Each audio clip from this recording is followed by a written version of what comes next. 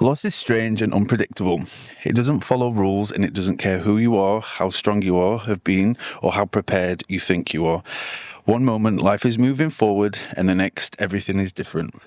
Losing a parent is a loss that changes everything about you and your life. It's not just about missing them, it's about losing a part of yourself, a sense of home, security, and growth. It's a certain kind of safety that you didn't realise was there until it's gone. Today, you got like that. Today I'm sat down with Hayley, who knows this pain all too well. 2 years ago, she lost her father, and since then, she's been on a journey of grief, healing, and learning to navigate life without him. So in today's conversation, we're going to talk about what grief really looks like. Not the version people like to talk about, but the real messy, complicated experience of losing someone who brought you into this world. We're talking about mental health, the impact of loss, and what it actually takes to start healing when the world has been turned upside down. Perfect. Honestly, that explains it to a T. Doesn't it? Just. Yeah. So, we're talking about your dad in particular today. So, people won't have a clue who you are. Yep. Or what your dad is. So, the first thing I want to do is to explain that you are quite happy doing this podcast today. You are quite chilled. It's nothing that I forced you into. I don't want people being like, oh God, they're making it. Oh, it's so bad. It's so serious. You didn't. So for people who don't know who you are, so tell me about your dad. Tell me what it was like as a person. How would you describe him to someone who has never met him? Okay, so my dad as a person, he was just such a down-to-earth guy. He basically grew up in like a council estate in Sheffield. Yeah. Oh, yes. Yeah, proper. From where I'm from. Yeah, down in Gleedless. Love that. And he just started work since like he was 12 years old. Yeah. He was the kind of guy that would literally just put anyone first before him. So if you had any issues or worries, he'd stop what he was doing and then just make sure you're okay first. Yeah. Don't know if that's because I was his daughter, but I've seen it with other people as well. Yeah. He was just a manager in pubs, really. So like Potwell York, Potwell Norwich, Yates, Romford, and literally everywhere. So that was like his job. He was general like general manager of pubs. General manager of pubs. Right, okay. And he just started off as a glass collector and just worked his way up. Yeah, he was a proper grafter. And he never had a bad word to say about anyone. Yeah. He was literally just salt of the earth, proper down-to-earth guy. Yeah. And just never had a bad word to say about anyone. He really didn't. Oh. And everyone even said that. Like, at his funeral and everything, everyone was like, oh, Johnny never had a bad word to say about anyone. I was like, I know. Well, how come you didn't end up in hospitality then? Or was it not something you wanted to... Oh, you did? I did. I did. And I worked for my dad for about how many years? For about 3 or 4 years. Right. I got sacked twice by my own dad. Oh, dear. Sorry, Dad. You know when you have like an argument and then he was like, right, that's it, don't come to work on Monday. I was like, fine. And then Monday he'd come and he'd be like, coming to work or what? So you got sacked for rehire you on the Monday? Yeah. It was like a weekend suspension. No, you're not coming back home. Oh my Literally, working with family's hard, but yeah. Love that. What was it like when you went back home when you got sacked? You're like, straight to your room, you're grounded. Oh my God, it was funny. It was so funny when I used to get sacked. And then we'd make up after the argument, like what, hour after? And then he'd be like, right, okay, I'll see you on Monday. Did you get special treatment when you were working with him? Did I? Hell, I got worse. I literally got worse. I got all the rubbish jobs. Pot collecting. Cleaning. Blowing up balloons. For the children's birthday parties.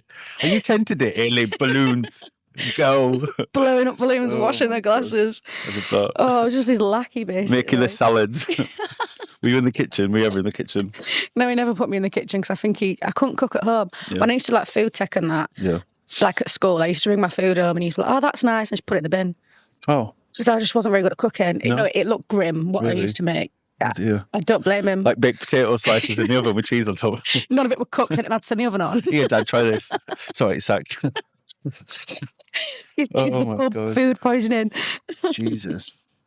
So, now I want you to go through the kind of the last years, like what was the diagnosis that he had and what happened to him and how did he pass away? Yeah. Okay, so it's a bit complex. On to you. Oh, here I am. So it's all up to you. Right, this is a bit complex. Yeah. a bit controversial, but it's the truth. The truth is the truth. Yep. It was quite a few years ago. It was like COVID time, just before COVID time. He never had COVID. He got diagnosed, well, start of it, he got sepsis. Right. But that wasn't what he died from. He got sepsis. Basically, it's so daft. He was cutting his toenails and he'd cut some skin off his toe. Right. But he didn't realise, he thought it was just a tiny cut, so he just put a plaster on it, then he got infected and he had sepsis. Okay. Little did we know he had diabetes. So when you've got diabetes, apparently you don't have some feelings in your toes. I didn't know that. I didn't know that. Never Okay, yeah, but he had diabetes. Yeah. And then it was by diet though. That's how he got the diabetes. His diet was because bad. of like pub diet. Yeah. Was always on stuff. He used to have a kebab every night at Poplar Joke. Right. Yeah, bad. And like a case of Becks on a Saturday. Case. How many were in a case? Like 20. Oh my God. Was he a smoker? He used to be, but he quit. Okay. When did he quit? He quit ages ago. He quit for a good time. Yeah. So then he had sepsis. So that was like the first stint of the hospital trips. And then he got diagnosed with dialysis. Not dialysis, with kidney failure. Yeah. And he was put on dialysis. Right. Yeah. Got you. But it was a while before he was put on it because he was controlling it with like walks, diet, stuff like that. Yeah. Anyway, then he got put on it because he was getting fluid around his ankles and everything. So they had to put him on dialysis to drain him, basically. Is this like the same foot that he cut the toe on, or? No, this was both ankles, like the whole body, like his legs looked like tree trunks. Yeah. I was like, but he even said, he was like, it's really hard to walk. Yeah. Like, it's heavy. I was like, that's mental. But anyway, he was put on dialysis. He did it himself at home. Like, he had nurses come and just check. Yeah. And he was fine. He was absolutely fine. So what year was this? This was... Still at the earlier beginning of COVID? No, this was like 2021. 2021, end of 2021. Yeah. Start of 2022, kind of. Yeah. And when they put the dialysis tube, you need surgery to fit the tube to the kidney. Right. So we had to have surgery, fit the tube to the kidney. Okay. But they'd done it wrong. So in this tube, They put it in wrong. Yeah. Right. Because when they put this tube in, there was blood coming out of the tube, which shouldn't happen. Yep. So something must have gone wrong there. But anyway, whilst they was doing the surgery, they found some lesions on his liver. Okay. But I didn't know this before. When he was getting kidney checks when we lived in London, they'd found these lesions on his liver there, which was like 2020, 2019 even. And when we moved back up to Sheffield, the hospital had said, like, he's transferring up to Sheffield, please can you follow these lesions up? And then they never did. And then the next time they found these lesions was when they fit the tube into his kidney. Right. And he was already on dialysis at that point. So I said to him, just get him checked, because he wasn't gonna. Yeah. So we got him checked and then found out it was cancer. Okay. So we didn't know whether it was on the liver, but it spread to like the stomach as well, but we don't know where it started. Yeah. So then I got called to the hospital along with my mum. And then obviously they sit you in a room and they tell you. And by this point, they'd not told us, he'd not had no tests or anything. Okay. And they sat us down and they said, oh, he's got 3 months to live. Or like 6, he's got months to live, basically. Just then and there? Yeah. And I thought, well, how do you know this? There's been no like test. I don't know what the tests are called. There was no like kind of nothing done before in order for you to kind of feel that comfort in saying that's what he's got 3 months left. They just brought you in and were like, well, 3 months. Yeah. You've got months to live, but you need tests to find out how, like, not angry. What's the word? Go on. How serious it is. How far along it is. Anyway. Yeah. Go on. I get what you mean. Like, like you'd have the test and then you like to what stage, for example, it might be in. Yeah. So they brought us in and they've said he's got cancer. Yeah. We can't do chemo because he's too weak now because he's got kidney failure. Oh, gosh, that must have been a. Yeah. Can't do chemo. Can't do surgery because he's on dialysis. Everything that he could have done. Yeah. Because he was now on dialysis, his body was weaker, so he couldn't do it anymore. Yeah. So there was no treatment for it, really. Yeah.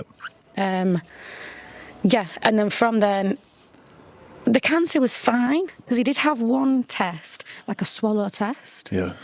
And the cancer doctor was like, no, it's fine. Like, there's nothing, it's not progressing. It's like not bad. Like, we can't see that it's progressed in any way. Yeah. And then his dialysis just kind of like went a bit wrong. Right. He had an infection, because I will hold him to it.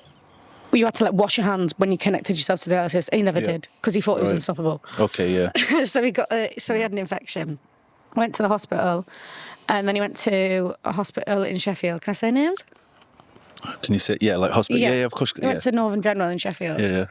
I was born there. It's fine. So we're good. I was like, oh God. Yeah. Rev it up. He went to Northern General and he just never come out. Basically, they didn't give him when you're on dialysis, you need laxatives to keep the kidney clear, so the tube doesn't, to keep your bowels clear, so the tube doesn't like budge up. And then they never gave him his laxatives. So he went a week without it. And then his tube moved, and then the dialysis wasn't working anymore because he was getting bunged up. So then we all got called in, and they basically just stopped dialysis, but they kind of didn't really give us a choice. They just said, yeah, we're stopping it. And I was like, no, you did this, you fix it. Do you know what I mean? So on his death, long story short, on his death certificate, it does say renal failure.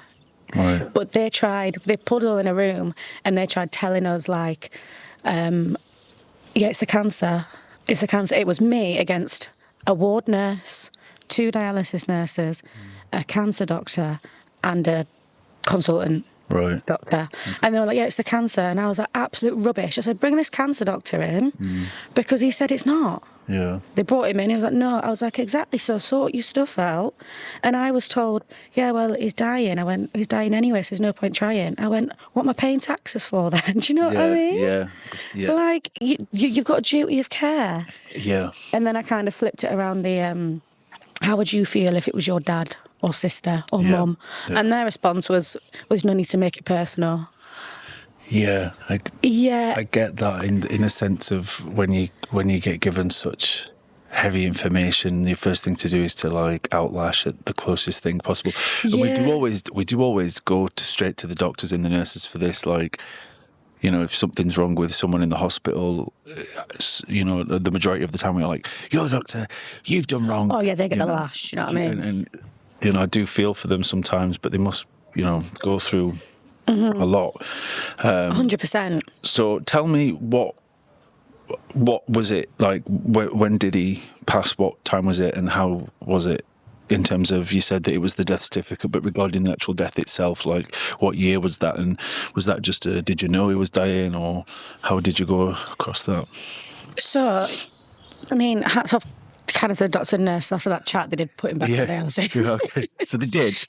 I did fight and I won. Yep. Right. They put him back on, and then it started to work again. So I was like, oh, a bit of hope. Yeah. Anyway, my dad didn't like the hospital, so he was like, I don't want to be here. So they said that he could go to a hospice to get better, and he believed it because he had so much trust in like the professionals, as he should. Do you know what I mean? They're very good at their jobs. They know what they're doing. But I kind of knew then. I was like, you don't go to a hospice to get better. Yeah. So he wanted to go home, so then we took him to my nan's, his mum. Where does she live? Rotherham. No, so not far. No, not far at all. Yep. But I even knew then he was quite bad. Like, he wasn't compos mentis. Yep. Like, he could barely speak. He'd been in a hospital bed that long, he couldn't even walk. Like, he was kind of shutting down. You could see his body shutting down. Yeah. But then when the dialysis started working again, I was like, you get like a glimmer of hope. Yeah.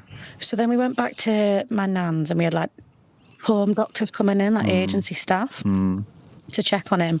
And you could tell then, like, he wasn't... Yeah, I think he was at my nan's for about four or 5 days before he passed. Right. But yeah, I wasn't there because he told me to... It's weird, because everyone says about when people die that they know what they're doing and they know they're going. And sometimes people don't feel comfortable. And the person who's dying doesn't want certain people to see them die, so they'll hold on. Yeah. And then go when they're not there. Yeah. So I remember my dad... Obviously, I slept on the floor next to him every night when he was at my nan's. And then I could see he was in pain. It was awful. And I had work, and he was like, go to work. And I was like, right. I said, I'll stay here. I'll stay here. And he was like, no. Go to work. I want you to go to work. I was like, are you sure? So I said to my mum and my nan, I was like, as soon as something goes, ring me. Yeah. And nothing went wrong. And then, it sounds so bad, right? But because I was a shop girl then, I got so drunk on shift, and I'd never get drunk. Yeah, that's understandable when something so heavy is going on. Yeah, and I got so drunk on shift, so I had to stay at my friend's. And then at 9 a.m, I got a phone call from my mum basically saying, he's going. So I obviously got in a car straight away. Yeah. I missed his last breath. I mean, I do regret it to a point today, but then I think I'd have been 100 times worse if I'd seen it. Yeah. Obviously, I seen him afterwards when I got there. Yeah.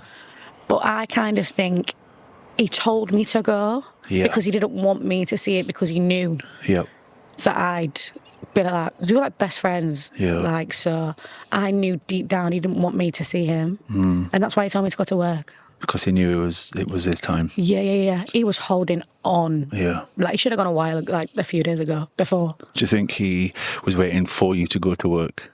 He was waiting for me to leave, 100%. Right. Okay. I don't know how he held on that long. Put it that way. Yeah. You know, you hear stories of like grandmas and things, and they're on the bed, and literally the night before they know they're going, they'll be like, tonight's the night, the night I'm going. And the next day, like, they've usually passed away. So I definitely think that there's something there in terms of holding on. But I guess we never know until we experience it ourselves. Honestly. You know. But yeah, I think it's 100% true. Yeah. They don't want to do it in front of certain people. Yeah. So when they'll just wait until that person's gone. Yeah.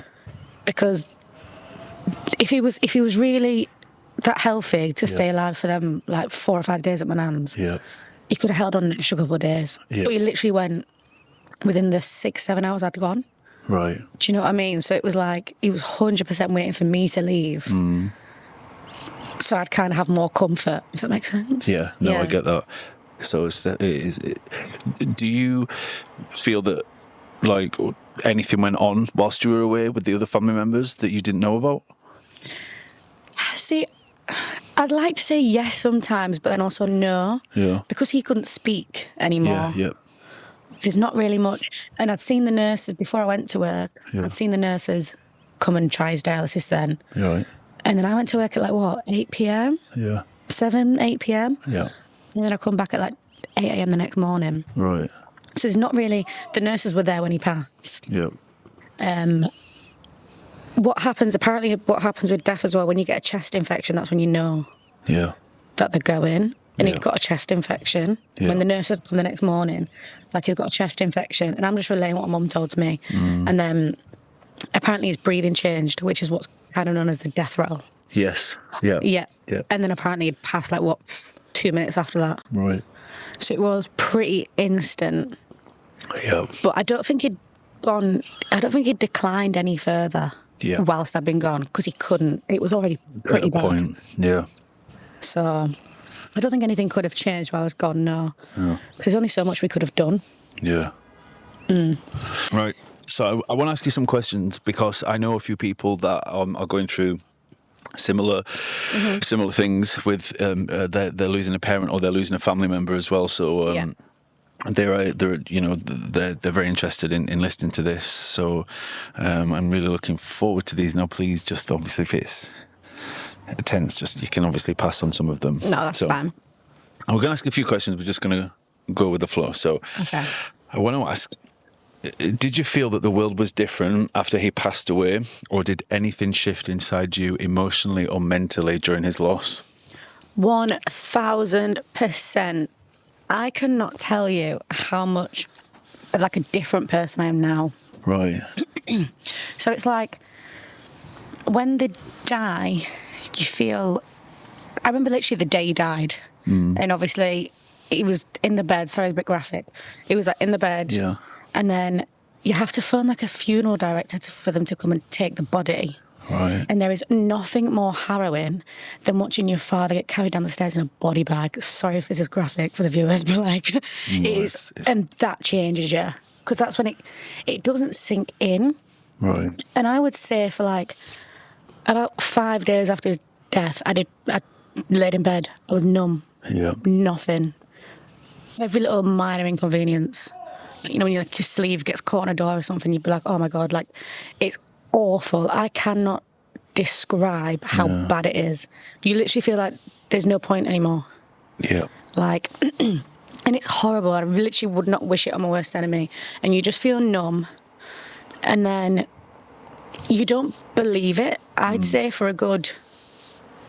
honestly say for a good 7-8 months. Really? I thought he's just on holiday. Right. So it hadn't processed. It doesn't process at all. And I'd say it doesn't fully process until like a year and a half after, depending on how close you are. I was very, very close to my dad. Yeah. Like, he was my best friend. And when I say that, I mean, like, we did everything together. I'd rather spend time with him than my friends. Yeah. Yeah. So, and it's just awful. Yeah. Like, I remember, because he died in November, my birthday was in March. Right, okay.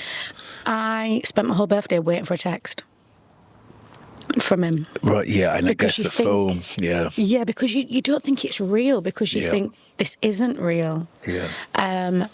But yeah, mentally, you just become like a stronger person afterwards.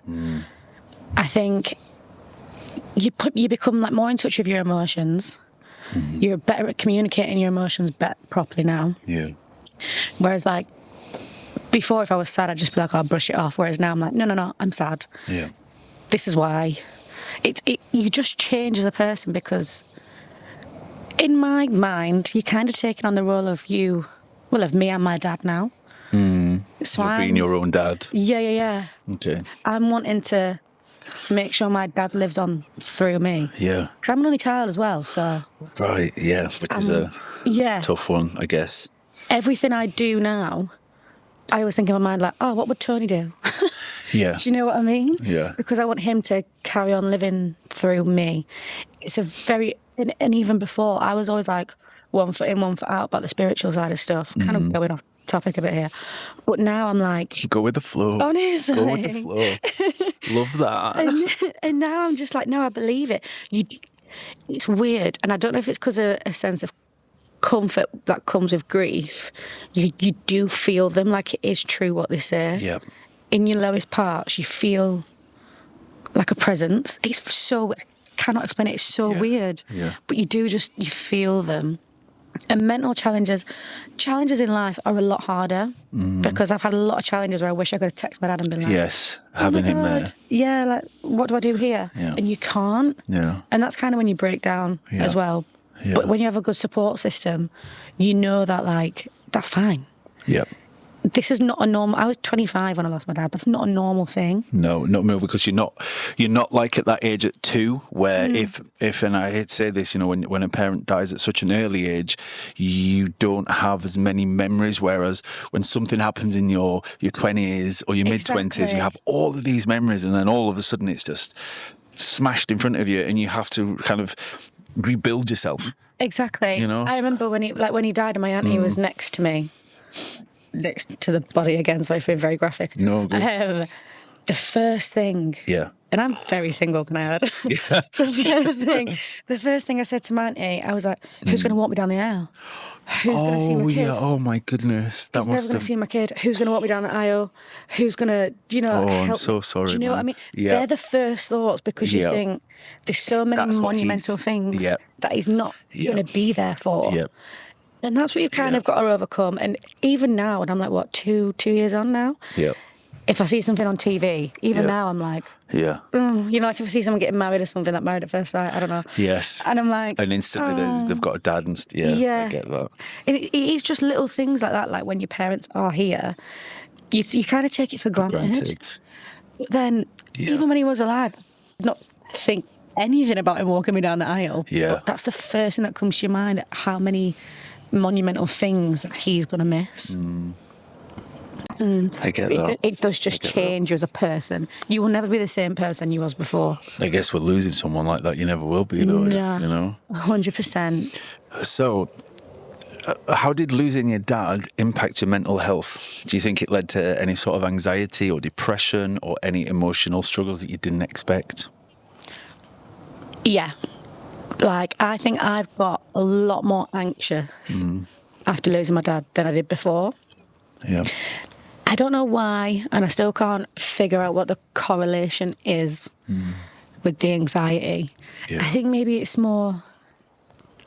Again, maybe it's like the anxiety of I'm having to do this on my own.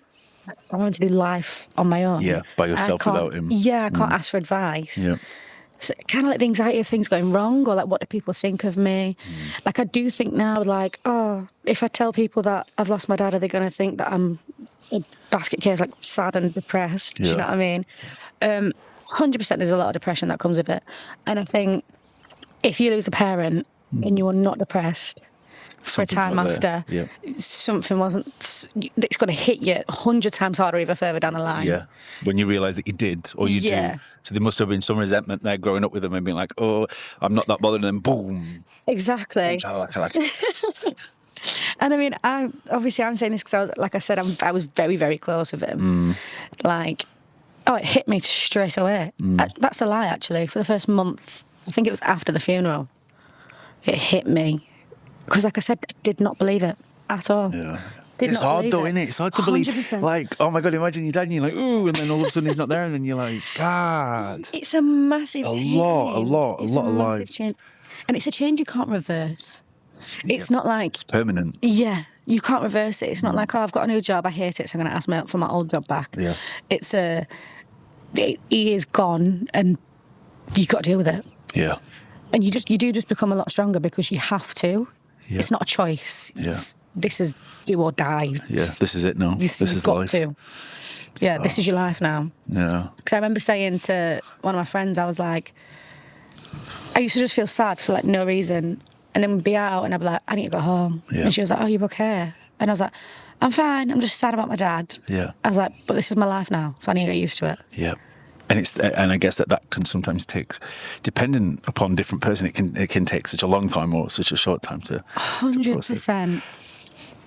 So, do you think that losing your dad changed the way that you love other people? Do you hold on tighter, or do you keep people at a distance? See, I'm a very trusting person. However, since losing my dad, I do think I keep them at a distance. Mainly because when, again, parents or someone that you love that much is alive, not that you take it for granted, I don't think you realise how much, like, how big that love is. So then when people come into your life when they're alive, you're like, oh my God, I love them the same as I love my dad. And then obviously since my dad's gone, and then that love has got, well, not the love has gone, the love is always there, but I've realised I'm never going to love someone that much. In my eyes, at the minute, I cannot see myself loving someone as much as I loved my dad. And you can see it in the grief as well. How I've kind of got through the grief is like when I'm veering off your question here. Go for it. Like, go with the flow. Like, when I'm grieving, and I've had some bad times in my bedroom crying, looking at old videos and that, trust me. Yep. And it is fine because that's what grief is. But it sounds weird to say, but I do kind of like revel in them moments. Yeah. And I like it because it just reminds you of how much love you had for that person. Yeah. When I'm in my bed, crying my eyes out, 10 boxes of tissues deep, do you know what I mean? Yeah. I'm like, do you know what? I'm going to enjoy it because it's just reminding me of the love I had for that person. Yeah, and how strong it is. Yeah. It's just, your body's kind of realising, oh my God, this is how much I love him, and going through that meltdown. And everyone loves a good cry. Everyone loves a cry. If you're not crying with them 10 boxes of tissues, then something is wrong. You're just cleaning your eyes. Yeah. I have to wait for the Kleenex discounts to be on Asda or the yellow stickers. I will buy them. You're in the toilet roll. Yeah. Yeah, that's it. I don't even get tissues. I just buy toilet paper. And I just have it on a... Oh, my goodness. Yeah. Yay. So, do you ever feel like there's a version of you that still exists in a world where he never left? Oh. I'm going to be honest with this one, no. Right. I feel like... And it sounds... When he died, I died. What aspect of you died? Talk me through that. I used to be, I mean, I am already now, like quite loud, gobby, outgoing. But when he was alive, I feel like now, like in social settings, if there's a lot of people there, I won't speak unless I've had a couple of drinks. No, we're singing. I won't speak unless I'm comfortable with the people, whereas before I'd be like the life of the party, like the attention would be on me. Yeah. Whereas like now I'm just a completely different person. When he died, the old me died, and then from the day he died, I've had to rebuild a new person. I think mainly because I didn't know how to carry on as myself without him, because he was the one that made me who I was. And then he'd gone, so I'd gone, essentially. Right. That's how close we were and how strong the connection was. When he left, yeah, I'd gone. Yeah. 1,000%. And you can ask any of my friends now, I am not the same person I was years ago when my dad was alive. Yeah. 1,000%. But you need to be proud of that, though. I know. Because that's you. I know. You know. I've still got some aspects of it, don't get me wrong. Like, I still say all these jokes and stuff like that. Because, like I said earlier, I want him to live through me. Yeah, but it's also still to remember him, you know? Yeah, exactly. That's a cheeky joke. You always do. Little joke or a prank. And he was always laughing as well, so I feel like I just need to laugh all the time. And there is still some aspects. Maybe I've gone a bit overboard with that. There's still some aspects. Yeah. But I don't think there's another version of me that's alive. Do you know what I mean? Yeah. I think this is it's a brand new Hayley, brand new process. Brand new Barbie out the box. Brand new Barbie. Okay. So you spoke about this before, but I just want to reiterate again and kind of expand on this. Do you ever find yourself reaching for the phone to call him, to hear his voice, whether in like a voicemail? So what do you do in terms of how to remember your dad to keep his spirit alive? It is so weird you've said that. I have his text pinned at the top of my phone. Right. These are saved, though? Yeah, saved. Right. All of his old messages. Right. Like, even the last ones. Yeah. And the last one was "Love You," which I love. That's beautiful. Literally. Yeah, snaps for dad. Snaps for dad. And the last thing we did, he paid for... Sorry, I will answer this question. Go. The last thing he did, right, we'd come out of the hospital and he just paid for my kitchen in my house. Oh. And he wasn't compass mentis and he could hardly speak. And the words he said was, "I need to go see this kitchen." So we had to take him to my house to see this kitchen because he said, "I've paid for it, I want to see it." I need to see if it's fitted. We had to take him in this wheelchair, sat him in the kitchen, I showed him all the drawers. Yeah. But anyway, yeah, I remember that forever. But yeah, text. Any big thing that happens in my life, I message him. Obviously, it's... Do you still text him? Oh yeah, 100%. Yeah. I message him all the time. Does it deliver? I have his phone, so yeah. If sometimes it doesn't deliver, I'll charge his phone so it delivers. How is that? I have his phone. It's in a drawer. I have a lot of his stuff. Right. In a drawer at my house. So it's like memories. You've got the memories. Are you still charging the phone and using it and seeing it? Not as much anymore. Right. When he first passed, every day that phone would not die. Right. I would make sure that phone was on. Yeah. And I'd look for his pictures and stuff, and he didn't have a lot on there, to be fair, because obviously he was just a very simple guy. Yeah. But yeah, I message him all the time. I remember it was like 6-7 months after he died, I got a new job. And I messaged him going like, "Oh my God, Dad, I got the new job. I've left like the old company like you were trying to get me to." Right, okay. And obviously that delivered because the phone was on at that point. It was only 6 months after. And I text him now and it says not delivered. But I feel like because I'm 2 months on and now obviously I believe it. Yeah. Like I know, but it's just a comfort. It's a way of sending a message, I guess. And what are you feeling like when you've got his phone and you're picking up his phone and you can see that it was delivered? Like, was there a different sense of, I guess, like a mental comfort when you click send on your phone, even though your dad's phone is in the drawer? Yeah. It still gives you that kind of mental process of pressing send because it's his phone, regardless if it's next to me, it's still his phone. That's what I mean. Therefore the brain's thinking I'm still texting him, so there's still that connection with him.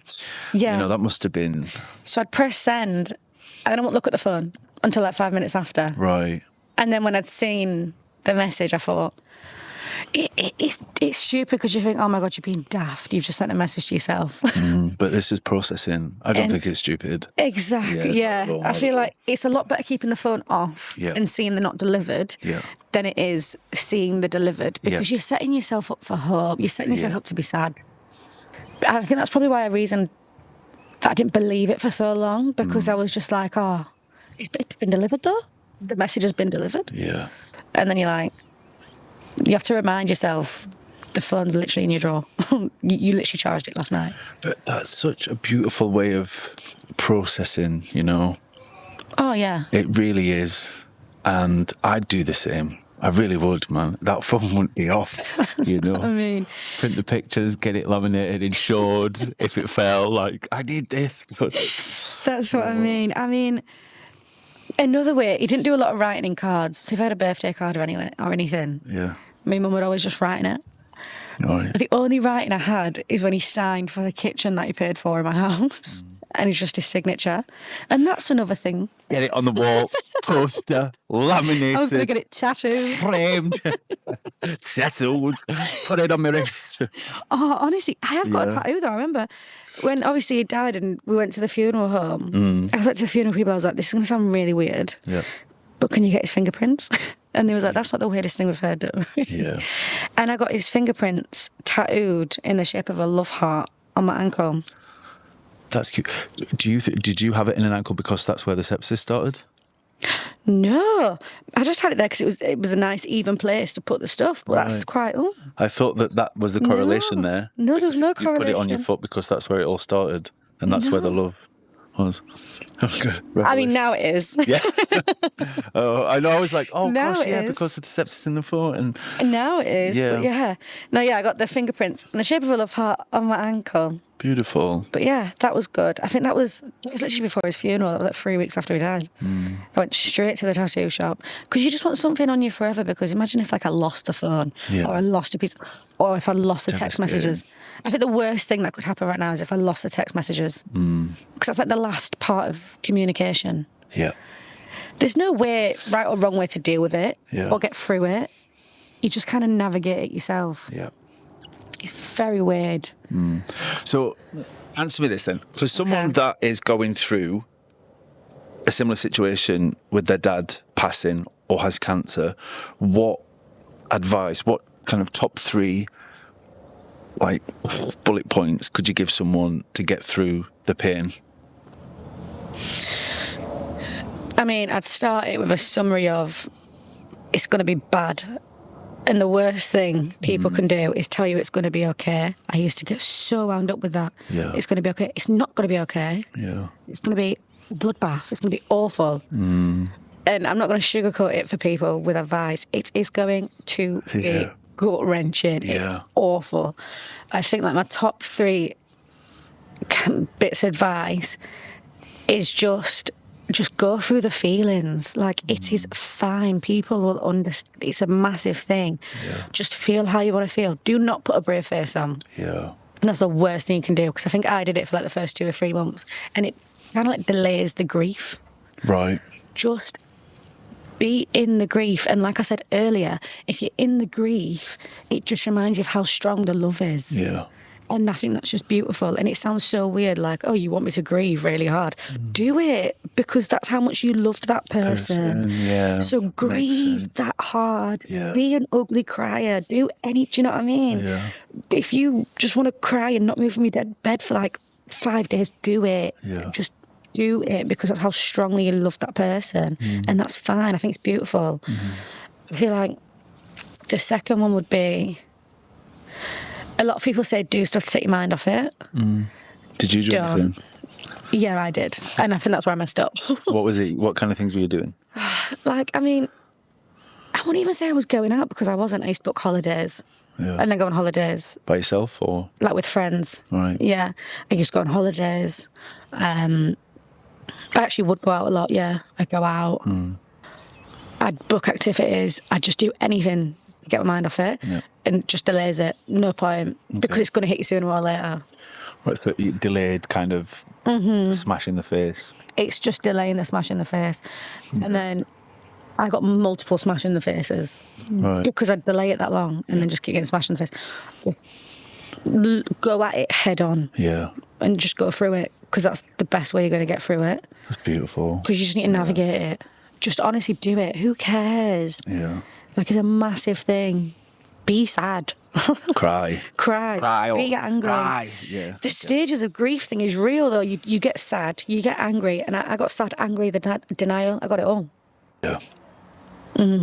But To be fair, maybe that is my top 3. Good. Don't let anyone tell you it's going to be okay, because it's not going to be okay. Yep. And number 2? Number 2, be sad.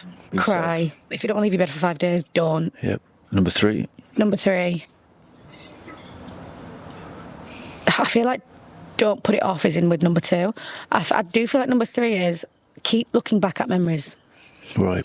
And what would you say to someone that hasn't got these memories? How could they address number 3? If you haven't got the memories or like physical, mentally, I guess you could mentally, have mental memories, but if you haven't got the physical stuff like the pictures like and everything, memorabilia or nostalgic kind of visit places you used to go together. Oh yeah. Okay. I put that off for so long. Me and my dad used to go Meadowhall like twice a week for your sushi. Yeah, all the time. Wait, is that the one with the band round it? Yeah. You pick up the colour. Literally, we used to go all the time. Yeah. I am not even lying or over-exaggerating. I did not step in Meadowhall for 8 or 9 months after he passed. Oh, God. And it puts it off for ages. And then you're like a year down the line and I'm going to Meadowhall and I'm in bits because I didn't just do it when I was sad. I mean, I'm do everything at your own pace as well. Yeah. I mean, I felt like I couldn't go because if I'd have gone, I'd have been a mess. Yeah. And it probably was for the best. You just need to listen to your body and your mind. And if you feel like it's too soon to do something, don't do it. If you feel like, no, I'm ready, it's going to be hard to visit the places and stuff like that. Yeah. But there's going to be a day where you're going to have to do it. And once you've done it once, you feel like you've moved on. Yeah. You feel like you've moved on to the next stage of grief. Right. Do you feel like there's different stages of grief? 1000%. Right. Not 100, but 1,000. Oh my God. Yeah, 1,000. 1,000. And like, I feel like I'm not that much further and I'm 2 years in. Yeah. Like, have you still got a long way to go? Sorry, go on. Oh, yeah, no, 1,000, yeah. 1,000. 1,000. Yeah. I've got so much more to go. Yeah. Like, I think it's ever going. It's never going to stop. it's never going to end. Never going to stop. When people go like, oh my God, it's going to be okay. No, it's not. Like, this is your life now. It's not going to change. It's not going to come back. Yeah. It's just going to keep going. Yeah. So you know what I mean? Like, it's not going to be okay. The grief's not going to stop. The grief doesn't stop. You just learn how to live with it. Oh, there's a quote. There's a quote. The grief doesn't stop. You just learn to just live with it. Put that in the advert. You're hearing this advert. You don't want to stop in the grief and just... I've got it already. I need to rewind it. So I'm going to probably ask just a few questions about mental health now just to kind of finish this off. So we're going to explore how your mental health was. Yep. And I just want to ask, how did you begin to understand grief once your dad passed away? Would you say it was immediate, or did you take time? And was there anyone there to help, or did you just kind of figure all this out yourself? I feel like with grief, you have to figure it out yourself because everyone's grief journey is different. I couldn't understand it. I've only just started understanding it and navigating what feelings what. Like, I've only just done it now. When it first passed, I'd literally say up until 2 months ago, 3 months ago maybe. Right. I was like, oh my God, why am I suddenly feeling sad? Because it's weird. Like, you'll be sad, you'll be having a really good day, and then you'll just be like, boom, something's happened. But nothing's happened. Like, nothing's happened. You've just got like this wave of sadness. Yeah. And grief come over you suddenly, and you're like, eh? And it's true what they say about the body remembers trauma. Because I remember the anniversary of his first death. I think he